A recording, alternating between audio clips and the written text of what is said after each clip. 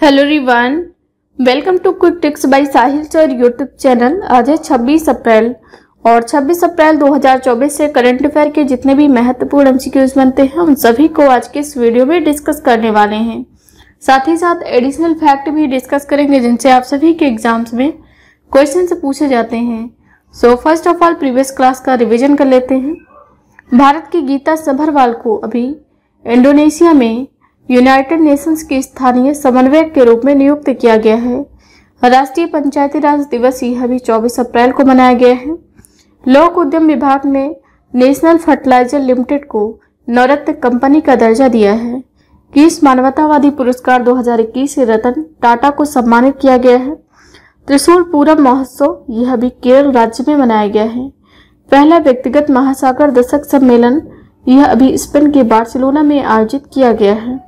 ATP Barcelona open tennis tournament 2024 का खिताब Caspar rude ने जीता है।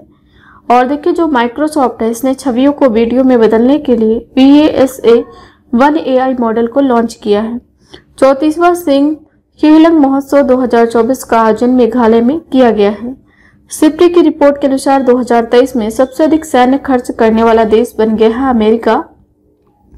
भारत ने राष्ट्रीय रक्षा विश्वविद्यालय कि एरोस्पेस और सुरक्षा में नवाचार को बढ़ावा देने के लिए स्टारबक्स एरोस्पेस के साथ समझौता किया और स्टारबक्स कहाँ का है, ये है फ्रांस का। और देखिए अभी सिंगापुर और हांगकांग ने MDH और एवरेस्ट मसाला पाउडर पर प्रतिबंध लगा दिया है। कर्नाटक की एक नदी है लक्ष्मण तीर्थ नदी, यह सूखे और भीषण गर्मी के कारण सूख गई है। मेडन संघाई ग्रैंड प्रिक्स 2024 का खिताब मैक्स वेस्टमैन ने जीता है। अलीगढ़ मुस्लिम यूनिवर्सिटी की पहली महिला कुलपति अभी नाइमा खातून को नियुक्त किया गया है। अब देखते हैं आज की क्लास का जो मेरा फर्स्ट क्वेश्चन है, किस देश की गायिका रिजवाना चौधरी वान्या को पद्मश्री पुरस्कार से सम्मानित किया गया है। तो देखिए जो पद्मश्री पुरस्कार है ये पद्म कैटेगरी में आते हैं भारत के। तो पद्म कैटेगरी में 3 प्रकार के पुरस्कार हैं। एक है पद्म विभूषण, दूसरा है पद्म भूषण और यह जो तीसरा है यह है पद्मश्री।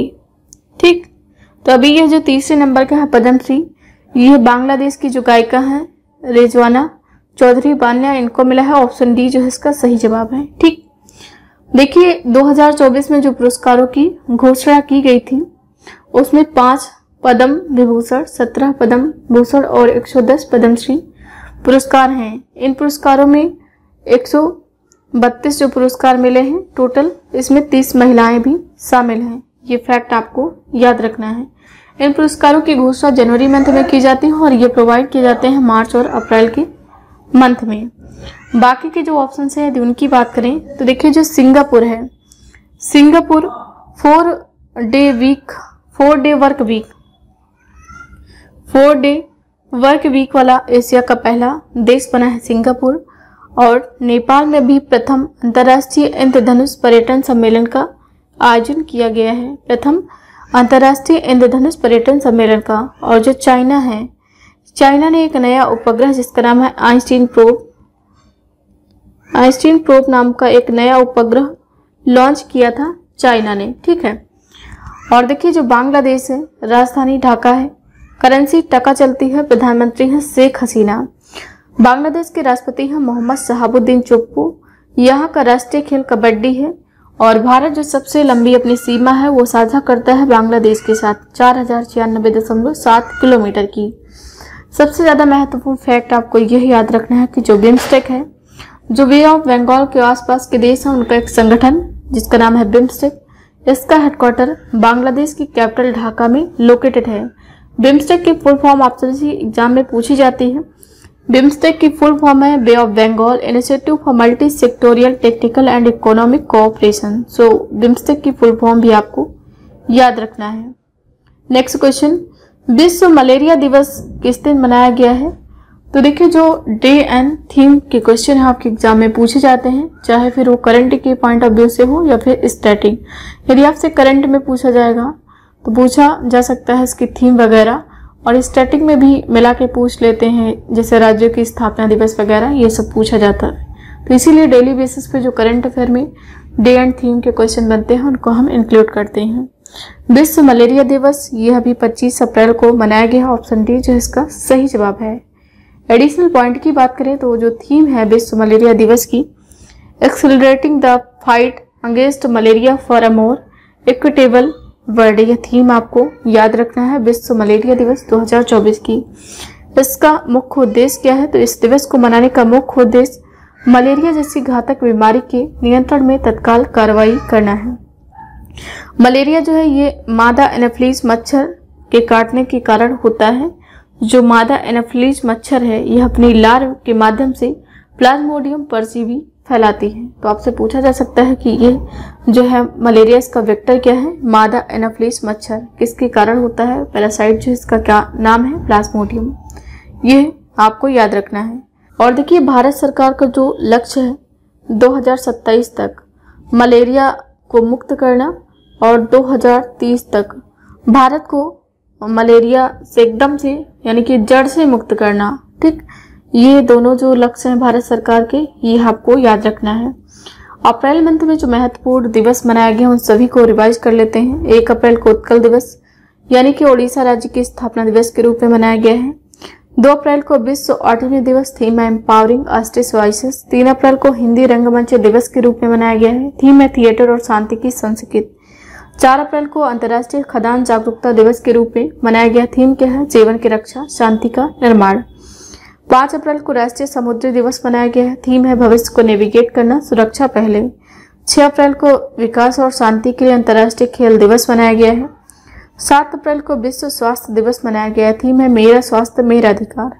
10 अप्रैल को विश्व होम्योपैथी दिवस मनाया गया है, थीम है होम्यो परिवार एक स्वास्थ्य एक परिवार। 11 अप्रैल को राष्ट्रीय सुरक्षित मातृत्व दिवस और विश्व पार्किंसन दिवस के रूप में मनाया गया है। 13 अप्रैल को अंतर्राष्ट्रीय पगड़ी दिवस और जलियांवाला बाग नरसंहार दिवस के रूप में मनाया गया है। 14 अप्रैल को विश्व चगास रोग दिवस मनाया गया, थीम क्या है? चगास रोग से निपटना, जल्दी पता लगाएं और जीवन की देखभाल करें। ठीक, 15 अप्रैल को विश्व कला दिवस मनाया गया, थीम क्या है? Garden of expression, cultivating community through art. 16 अप्रैल को विश्व आवाज दिवस के रूप में मनाया गया है। 18 अप्रैल को विश्व धरोहर दिवस मनाया गया, थीम क्या है? Discover and experience diversity. 19 अप्रैल को विश्व लीवर दिवस मनाया गया, थीम क्या है? अपने लीवर को स्वस्थ और रोग मुक्त रखें। 21 अप्रैल को सिविल सेवक दिवस के रूप में मनाया गया, थीम क्या है? नागरिकों को सशक्त बनाना, शासन को बढ़ाना। 22 अप्रैल को अंतर्राष्ट्रीय मातृ पृथ्वी दिवस के रूप में मनाया गया है, थीम क्या है? Planet versus plastic. 23 अप्रैल को अंग्रेजी भाषा दिवस के रूप में मनाया गया है, थीम क्या है? बहुभाषी शिक्षण के लिए प्रौद्योगिकी का उपयोग, चुनौतियां और अवसर। 24 अप्रैल को राष्ट्रीय पंचायती राज दिवस के रूप में मनाया गया है। तो इतने महत्वपूर्ण अप्रैल मंथ में जो डे है सेलिब्रेट किए गए हैं, साथ ही साथ इनकी थीम आपको याद रखना है, एग्जाम के पॉइंट ऑफ व्यू से बहुत ही ज्यादा महत्वपूर्ण है। नेक्स्ट क्वेश्चन, ज्वालामुखी माउंट एरेबस हाल ही में खबरों में था, ये किस महाद्वीप में स्थित है? तो देखिए जो माउंट एरेबस ज्वालामुखी है यह भी कुछ कारणों से खबरों में था, उसको आगे देखेंगे। यह अंटार्कटिका महाद्वीप पे है, ऑप्शन सी जो इसका सही जवाब है। ये क्यों खबरों में रहा? तो प्रतिदिन $6000 मूल्य की सोने की धूल निकलने की वजह से यह भी चर्चा में रहा है। और जो माउंट एरेबस है यह अंटार्कटिका का दूसरा सबसे ऊंचा और सबसे सक्रिय ज्वालामुखी है। अंटार्कटिका जो महाद्वीप है यहाँ पर बहुत अधिक बर्फ है और यह जो पूरी पृथ्वी है इसके साउथ पोल में लोकेटेड है। यहाँ पर बहुत ज्यादा बर्फ है और जीवन के अनुकूल परिस्थितियां नहीं है।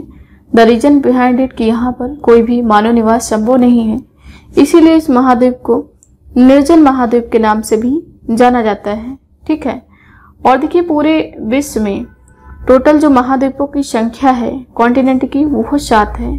ठीक, 7, जिसमें जो एशिया है सबसे बड़ा महाद्वीप है। फिर आपका जो है अफ्रीका है,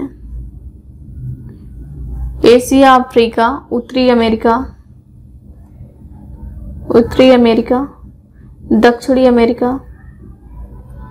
दक्षिणी अमेरिका 4 हो गए। और देखिए कौन सा है? यूरोप है, यूरोप, ऑस्ट्रेलिया और अंटार्कटिका। ये टोटल जो है महाद्वीप है 7। ठीक, अब आप सोच रहे होंगे कि एक 8वां महाद्वीप है, उसके बारे में भी मैंने पढ़ा है, जिसका नाम है जीलैंडिया। जीलैंडिया। तो देखिए यह जो महाद्वीप है ये आपको देखने को मिलेगा न्यूजीलैंड और पैसिफिक ओशियन के आसपास, जो कि नीचे छिपा हुआ है, और इसका अप्रोक्स 94% जो हिस्सा है वो जल से ढका हुआ है। इसी कारण ये एज अ कॉन्टिनेंट कंसीडर नहीं किया जाता है ऑफिशियली। ठीक है, सो आपको याद रखना है कि वर्तमान में जो महाद्वीपों की संख्या है वो 7 है। ठीक, next question, Laureus world sportsman of the year 2024 का पुरस्कार किसे मिला है? तो देखिए यह जो है पुरस्कार Laureus world sportsman of the year, यह भी नोवाक जोकोविच को मिला है। ऑप्शन बी जो है इसका सही जवाब है। नोवाक जोकोविच ये है कहाँ के? ये सर्बिया के हैं, इनको भी यह पुरस्कार मिला है। यह इस बार का 25वां संस्करण है। इसका आयोजन स्पेन के मैड्रिड में किया गया है। वर्ष का सर्वश्रेष्ठ खिलाड़ी का पुरस्कार नोवाक जोकोविच को मिला है, जो कि 5वीं बार मिला है। वर्ष की सर्वश्रेष्ठ महिला खिलाड़ी यह मिला है एताना बोनमाती को। ठीक, बाकी के जो है आप पीडीएफ से पढ़ सकते हैं। जो लॉरियस वर्ल्ड स्पोर्ट्स अवार्ड है ये पहली बार मिला था 25 मई 2000 को, यानी कि इसकी शुरुआत की गई थी 25 मई 2000 को, और अमेरिका के गोल्फर हैं टाइगर वुड्स, यह इस पुरस्कार के प्रथम विजेता थे। इसका आयोजन प्रतिवर्ष किया जाता है। नेक्स्ट क्वेश्चन, विश्व पुस्तक और कॉपीराइट दिवस कब मनाया गया है? तो देखिए 2024 में world book and copyright day अभी सेलिब्रेट किया गया है 23 अप्रैल को। ऑप्शन बी जो है इसका सही जवाब है। यह क्यों मनाया जाता है? तो इसको मनाने का जो मेन पर्पज है, लोगों को पढ़ने के बारे में प्रोत्साहित करने के लिए यह मनाया जाता है। और इस बार की जो थीम है आपसे एग्जाम में पूछी जा सकती है, थीम है रीड योर वे। ये थीम है विश्व पुस्तक और कॉपीराइट दिवस 2024 की। पहली बार 23 अप्रैल 1995 को मनाया गया था। और देखिए इसके बाद 23 अप्रैल 1995 में पेरिस में आयोजित यूनेस्को की जनरल कॉन्फ्रेंस में। नेक्स्ट क्वेश्चन, आईसीसी महिला T20 विश्व कप क्वालिफायर 2024 किस स्थान पर आयोजित किया जा रहा है? तो देखिए जो आईसीसी महिला T20 विश्व कप क्वालिफायर है 2024 में, ये संयुक्त अरब अमीरात में आयोजित किया जा रहा है। ऑप्शन बी जो है इसका सही जवाब हो जाएगा। ठीक है, एडिशनल पॉइंट की बात करें तो आईसीसी महिला T20 विश्व कप क्वालिफायर 2024 में जो आयोजित किया जा रहा है ये इसका 6वां संस्करण है, और यह 2024 आईसीसी महिला T20 विश्व कप टूर्नामेंट के लिए क्वालिफिकेशन टूर्नामेंट है। इसका जो प्रशासक है कौन है? अंतर्राष्ट्रीय क्रिकेट परिषद। क्रिकेट का प्रारूप यानी कि फॉर्मेट क्या है? T20 अंतर्राष्ट्रीय है। मेजबान देश कौन सा है? संयुक्त अरब अमीरात है। इसमें जो पार्टिसिपेंट हैं 10 हैं, और इसमें टोटल 23 मैच खेले जाएंगे। और देखिए जो बाकी के ऑप्शन है यदि उनकी बात करें तो देखिए जो अपना देश भारत है ये एशिया में सबसे अधिक विदेशी फंड का आकर्षक बना है। बांग्लादेश में अभी पोइला बैसाख उत्सव बड़ी धूमधाम के साथ में मनाया गया है। और जो श्रीलंका है इसको अपना देश जो भारत है ये 10,000 टन प्याज निर्यात करेगा, यानी कि इतने प्याज को निर्यात करने के लिए मंजूरी दी है भारत ने श्रीलंका को। ठीक, संयुक्त अरब अमीरात जो है इसकी राजधानी अबू धाबी है। करेंसी यहाँ पर दिरहम चलती है, और जो प्रधानमंत्री है मोहम्मद बिन जायद अल नाहयान, ये है संयुक्त अरब अमीरात के प्रधानमंत्री। नेक्स्ट क्वेश्चन, वैज्ञानिक और औद्योगिक अनुसंधान परिषद यानी कि CSIR ने भारत की सबसे बड़ी जलवायु घड़ी यानी कि क्लाइमेट वॉच, इसका अनावरण किस स्थान पे किया है? तो भारत की जो सबसे बड़ी क्लाइमेट वॉच है इसका अनावरण नई दिल्ली में किया गया है। ऑप्शन सी जो है इसका सही जवाब हो जाएगा। पृथ्वी दिवस जो अभी सेलिब्रेट किया गया है 22 अप्रैल को, उसी के अवसर पर ये जो वैज्ञानिक एवं औद्योगिक अनुसंधान परिषद है इसने नई दिल्ली स्थित अपने मुख्यालय में भारत की सबसे बड़ी जलवायु घड़ी का अनावरण किया है। इसका उद्देश्य क्या है? तो जलवायु परिवर्तन और इसके प्रतिकूल प्रभावों के बारे में जागरूकता बढ़ाना, यह इसका मेन पर्पज है। यहाँ पर यदि हम बात करें CSIR की, तो इसकी फुल फॉर्म ही आपसे पूछी जा सकती है, वैज्ञानिक एवं औद्योगिक अनुसंधान परिषद। ये है CSIR की फुल फॉर्म। इसकी स्थापना 1942 में हुई। हेडक्वार्टर नई दिल्ली में है और महानिदेशक है N. फ्लाई सल्वी। यहाँ पर एक शब्द है जलवायु। आपसे एग्जाम में जलवायु और मौसम में क्या डिफरेंस है यह पूछा जा सकता है। तो देखिए, जो जलवायु है ये और मौसम, ये दोनों में अंतर क्या है। मौसम दिन प्रतिदिन बदलता रहता है, यानी कि जो दिन प्रतिदिन होने वाले बदलाव है उसको मौसम कहा जाता है। और जो जलवायु है इसका परिवर्तन होता है काफ़ी लंबे समय के बाद। यही मेन अंतर है जलवायु और मौसम में। मौसम जो है एक बार SSC के एग्जाम में पूछा गया है कि मौसम किस भाषा का शब्द है। मौसम जो है यह अरबी भाषा के शब्द है। NCERT यदि आप पढ़ते हैं तो इस प्रकार के फैक्ट आपको मिलते हैं। तो अगर आप एग्जाम की तैयारी कर रहे हैं, ये नहीं हम कह रहे हैं कि आप UPSC की तैयारी करें, तभी आप किसी भी एग्जाम की तैयारी करते हैं तो आप NCERT की जो बुक्स हैं वो आप पढ़ लें एक बार, तो आपके जो GK के क्वेश्चन हैं वो कभी गलत नहीं होंगे। अगर आपके पास बुक्स अवेलेबल नहीं है तो आप जो गूगल पे जाएंगे तो NCERT बुक्स आपको कुछ वेबसाइट है जहाँ पर मिल जाएंगी। तो अगर मेरी बात माने तो NCERT की जो बुक्स हैं, खासकर ज्योग्राफी की या हिस्ट्री की बुक्स, यह आपको ज़रूर पढ़ लेनी चाहिए, ठीक है। बाकी के जो ऑप्शन हैं यदि उनकी बात करें तो देखिए, जो पटना है बिहार का, यहाँ पर भारत के पहले बापू टावर का अनावरण किया गया है। और जो उत्तर प्रदेश का अयोध्या है, यहाँ पर दुनिया की सबसे लंबी सोलर लाइट लाइन जो है इसको लगाया गया है, यानी कि ये वर्ल्ड रिकॉर्ड में भी शामिल किया गया है। और जो बेंगलुरु है कर्नाटक का, यहाँ पर अभी इसरो चीफ जो S. सोमनाथ हैं, इन्होंने अंतरिक्ष सुरक्षा को बढ़ावा देने के लिए दिंगतारा मुख्यालय का इनॉग्रेशन भी किया है, उद्घाटन किया है, ठीक। नेक्स्ट क्वेश्चन, भारतीय कपास निगम लिमिटेड यानी कि CCI का CVO किसे नियुक्त किया गया है। CVO इसकी फुल फॉर्म क्या है, चीफ विजिलेंस ऑफिसर। ये नियुक्त किया गया है निधि S. जैन को। ऑप्शन ए जो है इसका सही जवाब है। इमेज जो है आप इनकी यहाँ पर देख सकते हैं। एडिशनल पॉइंट की बात करें तो केंद्र सरकार ने cotton corporation of India limited यानी कि CCI के प्रमुख सतर्कता अधिकारी के रूप में निधि S. जैन को नियुक्त किया है। भारतीय कपास निगम लिमिटेड की स्थापना 1970 में हुई और इसका हेडक्वार्टर महाराष्ट्र के मुंबई में लोकेटेड है। दुनिया का जो टॉप प्रोड्यूसर कंट्री है कपास का, वो है अपना देश भारत। सेकंड पोजीशन चाइना की है। तीसरे स्थान पर संयुक्त राज्य अमेरिका है। तो सबसे अधिक उत्पादन कपास का दुनिया भर में भारत में होता है, ये आपको याद रखना है, ठीक है। एडिशनल जो ऑप्शंस हैं उनके बारे में फैक्ट देख लेते हैं। तो देखिए, जो नाइमा खातून है, इनको अभी अलीगढ़ मुस्लिम यूनिवर्सिटी की पहली महिला कुलपति के रूप में नियुक्त किया गया है। और जो मौसमी बसु हैं, इनको जवाहर नेहरू शिक्षक संघ की पहली महिला अध्यक्ष के रूप में मौसमी बसु को नियुक्त किया गया है। और देखिए, जो प्रज्ञा मिश्रा हैं, इनको भारत में OpenAI की पहली महिला कर्मचारी या फिर पहले कर्मचारी के तौर पर नियुक्त किया गया है। यहाँ पर एक शब्द है CVO, ये है, तो इसकी full form central vigilance commission है। एक आपको CEO देखने को मिलता है, इसकी फुल फॉर्म होती है चीफ एग्जीक्यूटिव ऑफिसर। एक होता है COO यानी कि चीफ ऑपरेटिंग ऑफिसर। एक होता है CFO यानी कि चीफ फाइनेंशियल ऑफिसर। ये फुल फॉर्म जो है इस प्रकार के एग्जाम में पूछी जाती हैं। नेक्स्ट क्वेश्चन, IPL में 200 विकेट लेने वाले पहले भारतीय खिलाड़ी कौन बने हैं। तो देखिए, अभी IPL में 200 विकेट लेने वाले पहले भारतीय खिलाड़ी बने हैं युजवेंद्र चहल। ऑप्शन बी जो है इसका सही जवाब है। IPL भी चल रहा है।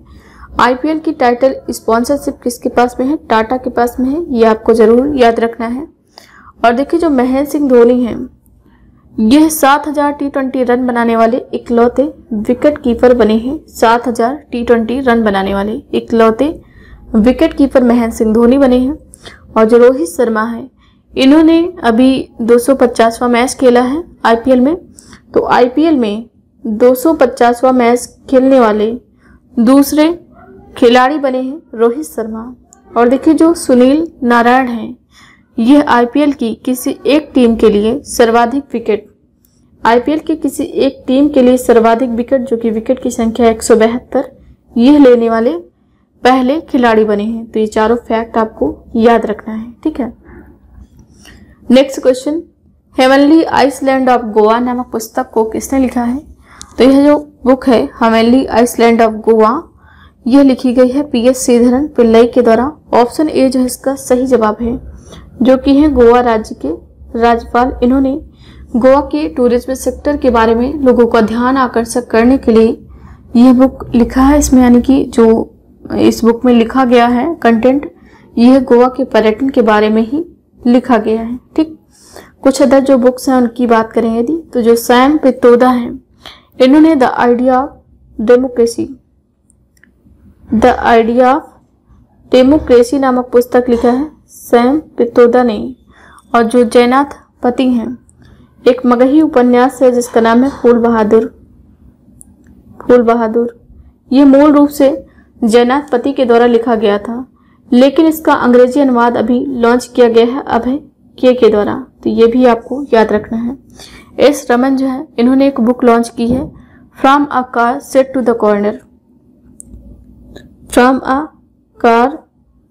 The corner. इस पुस्तक को एस रमन ने लिखा है। देखिए जो गोवा है, गोवा ये क्षेत्रफल के अकॉर्डिंग भारत का सबसे छोटा राज्य है गोवा, ठीक। नेक्स्ट क्वेश्चन, टाइगर लैंडस्केप सम्मेलन 2024 के लिए सतत वित्त का नेतृत्व किस देश के द्वारा किया गया है? तो देखिए टाइगर लैंडस्केप सम्मेलन 2024 के लिए सतत वित्त का नेतृत्व किया गया है भूटान के द्वारा। ऑप्शन डी जो है इस प्रश्न का सही जवाब हो जाएगा, ठीक। भूटान जो है ये यहाँ पर लोकेटेड है, मैप देख सकते हैं। भारत का एक पड़ोसी देश है, राजधानी थिम्पू है और करेंसी यहाँ पर न्यूट्रोग्राम चलती है। प्रधानमंत्री हैं शेरिंग टोब्गे। भूटान जो है ये जो भारत के साथ सीमा साझा करता है, इसकी टोटल लंबाई 699 किलोमीटर है, जिसमें भारत के जो राज्य हैं असम, अरुणाचल प्रदेश, पश्चिम बंगाल और सिक्किम, टोटल 4 राज्यों से भूटान सीमा साझा करता है भारत के। भूटान को ड्यूक्यूल के नाम से भी जाना जाता है, जिसका मतलब होता है थंडर ड्रैगन की भूमि। ये जो आपका पेट एग्जाम हुआ था उसमें पूछा गया था कि थंडर ड्रैगन की भूमि के नाम से किसे जाना जाता है, ये भूटान को कहा जाता है। सबसे ज्यादा महत्वपूर्ण है 2024 में जो भारत के प्रधानमंत्री हैं, ये 2 दिवसीय भूटान की यात्रा पर गए थे, तभी इन्हें भूटान का जो सर्वोच्च नागरिक सम्मान है ऑर्डर ऑफ द ड्यूक ग्यालपू, इससे सम्मानित किया गया है। और जो भारत के प्रधानमंत्री हैं नरेंद्र मोदी जी, ये भूटान का जो सर्वोच्च नागरिक सम्मान है यह प्राप्त करने वाले पहले भूटान के लिए विदेशी हैं, ठीक। नेक्स्ट क्वेश्चन, 5G नेटवर्क की दक्षता बढ़ाने के लिए C.DOT ने किसके साथ समझौते पर हस्ताक्षर किए हैं? तो देखिए 5G नेटवर्क की दक्षता बढ़ाने के लिए C.DOT ने अभी IIT जोधपुर के साथ समझौते पर हस्ताक्षर किए हैं। ऑप्शन ए जो इसका सही जवाब है। एडिशनल पॉइंट की बात करें, जो C.DOT है इसकी फुल फॉर्म में आपसे एग्जाम में पूछी जा सकती है। फुल फॉर्म है centre for development of telematics, ये फुल फॉर्म है C.DOT की। इसने अभी 5G और उससे आगे नेटवर्क की दक्षता बढ़ाने के लिए IIT जोधपुर के साथ एक समझौता किया है। इसके तहत AI का उपयोग कर एक स्वचालित सेवा प्रबंधन प्रणाली विकसित करने पर ध्यान केंद्रित किया जाएगा। C.DOT जो है भारत सरकार के स्वामित्व वाला एक दूरसंचार प्रौद्योगिकी विकास का केंद्र है। बाकी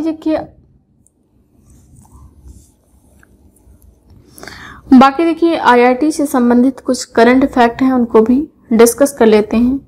तो KVIC ने IIT दिल्ली में अभी नए खादी इंडिया आउटलेट का उद्घाटन किया है। कहाँ? IIT दिल्ली में। और देखिए जो IIT कानपुर है, IIT कानपुर ने स्टार्टअप इकोसिस्टम को बढ़ावा देने के लिए ICICI बैंक के साथ में समझौता किया है। और जो IIT गुवाहाटी है, इसने उन्नत स्वास्थ्य देखभाल के लिए एक स्वास्थ्य नामक पहल जो है इसको शुरू किया है, ठीक। नेक्स्ट क्वेश्चन, ICC पुरुष T20 विश्व कप 2024 का ब्रांड एम्बेसडर किसे नियुक्त किया गया है? सबसे ज्यादा महत्वपूर्ण क्वेश्चन है। ICC पुरुष T20 विश्व कप 2024 का ब्रांड एम्बेसडर नियुक्त किया गया है हुसैन बोल्ट को। ऑप्शन सी जो है इसका सही जवाब है। इमेज है आप इनकी यहाँ पर देख सकते हैं। एडिशनल पॉइंट की बात करें तो जो हुसैन बोल्ट हैं ये महान धावक हैं। इन्होंने आगामी आईसीसी पुरुष T20 विश्व कप 2024 का आधिकारिक ब्रांड एम्बेसडर इनको नियुक्त किया गया है और इसका आयोजन जो है वेस्ट इंडीज और संयुक्त राज्य अमेरिका की संयुक्त मेजबानी से 1 से 29 जून तक किया जाएगा। इसमें दुनिया भर की टोटल 20 टीमें हिस्सा लेने वाली हैं। अदर ऑप्शंस जो हैं यदि उनकी बात करें तो देखिए जो MS धोनी हैं इनको फ्रांस की एक कार निर्माता कंपनी है जिसका नाम है सिट्रोएन। तो अभी सिट्रोएन इंडिया ने MS धोनी को ब्रांड एम्बेसडर नियुक्त किया है। जो संजना सांघी हैं इनको स्पेस इंडिया का ब्रांड एम्बेसडर नियुक्त किया गया है और जो विराट कोहली हैं ये पंजाब नेशनल बैंक यानी कि PNB की ब्रांड एम्बेसडर हैं। नेक्स्ट क्वेश्चन, CC पैरा केनी एशियाई चैंपियनशिप 2024 में किस भारतीय ने 2 स्वर्ण पदक जीते हैं? तो इन्होंने 2 गोल्ड मेडल जीते हैं। इनका नाम बहुत ही ज्यादा महत्वपूर्ण है आपके एग्जाम के पॉइंट ऑफ व्यू से। ऑप्शन बी जो है इसका सही जवाब है। इमेज जो है आप इनकी यहाँ पर देख सकते हैं। एडिशनल फैक्ट की बात करें तो ये मध्य प्रदेश की शीर्ष पैरा केनोवर हैं जिनका नाम है प्राची यादव। इन्होंने जापान के टोक्यो में आयोजित ACC पैरा केनो एशियन चैंपियनशिप 2024 में 2 स्वर्ण पदक जीते हैं। यह ग्वालियर की रहने वाली प्राची जो है इनका नाम आपको महत्वपूर्ण है। साथ ही साथ ये कहाँ की रहने वाली है? मध्य प्रदेश के ग्वालियर की। KL2 और महिला VL2 वर्ग में यह पदक जीते हैं। प्राची यादव को साल 2023 में अर्जुन अवार्ड से भी सम्मानित किया जा चुका है। नेक्स्ट क्वेश्चन एंड आज की क्लास का लास्ट क्वेश्चन है। हाल ही में सौरभ घोषाल ने संन्यास की घोषणा की है। वे किस खेल से संबंधित हैं? तो ये संबंधित है स्क्वैश से। ऑप्शन डी जो इसका सही जवाब है। इन्होंने संन्यास की घोषणा की है और इमेज जो है आप इनकी यहाँ पर देख सकते हैं। एडिशनल पॉइंट जो है तो भारत के सबसे सफल पुरुष स्क्वैश खिलाड़ी सौरभ घोषाल ने पेशेवर स्क्वैश से संन्यास की घोषणा की है। 2003 में स्क्वैश में अपने पेशेवर करियर की इन्होंने शुरुआत की थी। सौरभ घोषाल जो है 2004 में वर्ल्ड में नंबर 1 स्थान पाने वाले पहले भारतीय खिलाड़ी बने हैं। बाकी के जो फैक्ट हैं वो आप पढ़ सकते हैं PDF से। इस प्रश्न को मैंने आप सभी के लिए आज होमवर्क दिया था। इसरो प्रमुख एस सोमनाथ ने अंतरिक्ष सुरक्षा के लिए कहाँ दिगंतारा मुख्यालय खोला है? तो ये खोला है कर्नाटक के बेंगलुरु में। आप सभी स्टूडेंट्स ने इसका सही जवाब दिया है। आज का क्वेश्चन ऑफ द डे है, प्रथम अंतर्राष्ट्रीय इंद्रधनुष पर्यटन सम्मेलन का शुभारंभ किस देश में किया गया है? तो देखिए इसका जो शुभारंभ है कहाँ हुआ है, इसका आंसर लिखना है आप सभी को कमेंट सेक्शन में। सो देखिए ये रही मेरी आज की क्लास। आई होप वीडियो आप सभी को पसंद आया होगा। वीडियो पसंद आया तो लाइक करें, शेयर करें, कमेंट सेक्शन में अपना फीडबैक जरूर लिखें। Thank you so much for watching this. Have a nice day. See you soon with the next video.